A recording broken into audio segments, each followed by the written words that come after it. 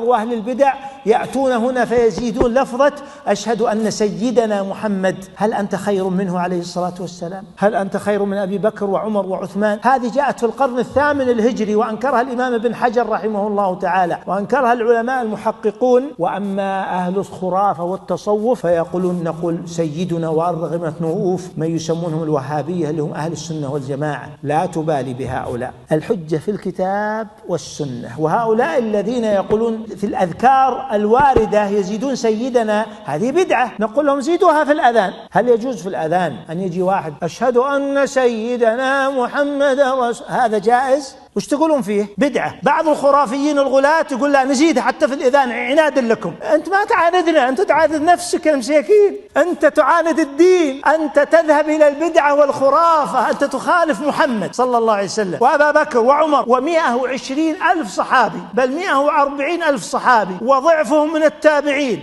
وتخالف الأئمة الأربعة وتخالف ملايين العلماء علشان تعاند واحد تزعم أنه وهابي يقول لك ترى هذه السنة. وهذا يدلك على أن هؤلاء المساكين صفر من العلم الصحيح. فلذلك احذر من أي شخص يأخذ بيدك إلى البدعة. قل لا تأخذني إلى البدعة، خذني إلى السنة. السنة كيف تعرفها يا حبيب قلبي؟ تعرفها بقال الله وقال رسول الله صلى الله عليه وسلم بالأحاديث الصحيحة، وليس بالأحاديث الضعيفة والموضوعة. أما هم يأتونك بالأحاديث الضعيفة والأحاديث الموضوعة وقد كذبوا على رسول الله صلى الله عليه وسلم. فاحذروا من هؤلاء الخرافيين أينما كانوا.